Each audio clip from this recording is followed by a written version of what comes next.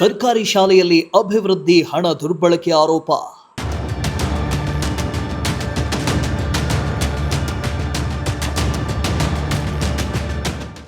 ಮುಖ್ಯ ಶಿಕ್ಷಕ ಹಾಗೂ ಎಸ್ಡಿಎಂಸಿ ಅಧ್ಯಕ್ಷರ ವಿರುದ್ಧ ದೂರು.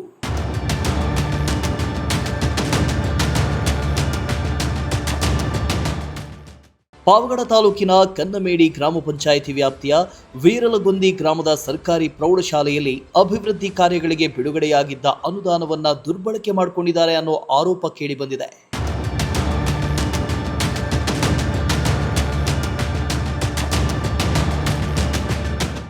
ಪಾವಗಡ ತಾಲೂಕಿನ ವೀರಲಗುಂಡಿ ಗ್ರಾಮದ ಎಸ್ ನರಸಿಂಹಯ್ಯ ಅನ್ನೋರು ಹಣ ದುರ್ಬಳಕೆ ಸಂಬಂಧ ಅಧಿಕಾರಿಗಳಿಗೆ ದೂರು ಸಲ್ಲಿಸಿದ್ದು, ಶಾಲೆಯ ಮುಖ್ಯ ಶಿಕ್ಷಕ ಹಾಗೂ ಎಸ್ಡಿಎಂಸಿ ಅಧ್ಯಕ್ಷರ ವಿರುದ್ಧ ಕಾನೂನು ಕ್ರಮ ಕೈಗೊಳ್ಳುವಂತೆ ಮನವಿ ಮಾಡಿದ್ದಾರೆ. ಇನ್ನು ದೂರಿನಲ್ಲಿ ಶಾಲಾ ಅಭಿವೃದ್ಧಿ ಕಾರ್ಯಗಳ ಹೆಸರಿನಲ್ಲಿ ಬಿಡುಗಡೆಯಾದ ಹಣವನ್ನು ಸರಿಯಾದ ರೀತಿಯಲ್ಲಿ ಬಳಸದೆ ನಿಯಮ ಉಲ್ಲಂಘನೆ ಮಾಡಿ ಡ್ರಾ ಮಾಡಿಕೊಂಡು ದುರ್ಬಳಕೆ ಮಾಡಿಕೊಂಡಿದ್ದಾರೆ ಅಂತ ಆರೋಪಿಸಲಾಗಿದೆ.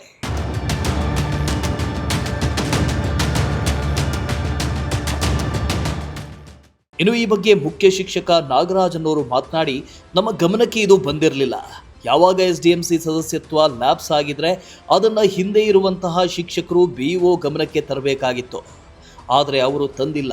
ಹೀಗಾಗಿ ಅದು ಹಾಗೆಯೇ ಮುಂದುವರೆದಿದೆ. ನನಗೆ ಪರೀಕ್ಷೆ ಒತ್ತಡದಿಂದ ಈ ಬಗ್ಗೆ ಗಮನ ಕೊಡೋದಕ್ಕಾಗಲಿಲ್ಲ ಅಂದರು. ಎಸ್ಡಿಎಂಸಿ ಕೂಡ ಈಗ ಸ್ಥಾಪನೆ ಆಗಲಿಲ್ಲ ಅಂತಂದರೆ ಅವರೇ ಮುಂದುವರಿಯುತ್ತಾರೆ ಅನ್ನೋದು ನನಗೆ ಗೈಡ್ಲೈನ್ಸ್ ಇದೆ ಸರ್. ಹಂಗೆ ನನಗೆ ಗೊತ್ತಿರೋಂಥ ವಿಚಾರ ಸರ್. ಅಲ್ಲ ಸರ್, ಗೈಡ್ಲೈನ್ಸ್ ಏನನ್ನ ಸರ್ಕಾರ ಗೈಡ್ಲೈನ್ಸ್ ಇರ್ಬೋದು. ತಿರ್ಗಿ ಇದ್ರ ಬಗ್ಗೆ ಬಿಒ ಗಮನಕ್ಕೆ ಬಿಒ ಗಮನಕ್ಕೆ ನಮ್ಮ ಹಿಂದಿದ್ದರು ಯಾರಿದ್ರಲ್ಲ ಸರ್, ಅಧ್ಯಕ್ಷರು ಅವರೇ ತರಬೇಕಾಗಿತ್ತು ಬಿಒ ಗಮನಕ್ಕೆ. ಅವ್ರು ತಂದಿಲ್ಲ. ಅದು ಹಂಗೆ ಮುಂದುವರ್ಕೊಂಡು ಸರ್. ಈಗ ನೀವು ಚಾರ್ಜ್ ತೊಗೊಂಡು ಎಷ್ಟು ದಿನ ಆಯಿತು? HM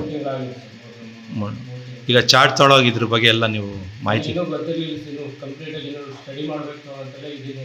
ಫುಲ್ಲು ಇದು ಮಾಡೋಕ್ಕಾಗಿಲ್ಲ ನನಗೆ. ಈ ಎಕ್ಸಾಮು ಇದ್ರದ್ದು SLCದು ಹೈಸ್ಕೂಲ್ದು 8th 9th ಪರೀಕ್ಷೆ ಒತ್ತಡದಿಂದ ಆಮೇಲೆ ಇದು ಡಿಸ್ಟ್ರಿಬ್ಯೂಟರ್ದು ನಾನೇ ನೋಡ್ಕೊಂಡು ಅಡ್ಮಿನಿಸ್ಟ್ರೇಷನ್ ಭಾಳ ಒತ್ತಡದಲ್ಲಿ ಕೆಲಸ ಮಾಡ್ತಿದ್ದೀನಿ.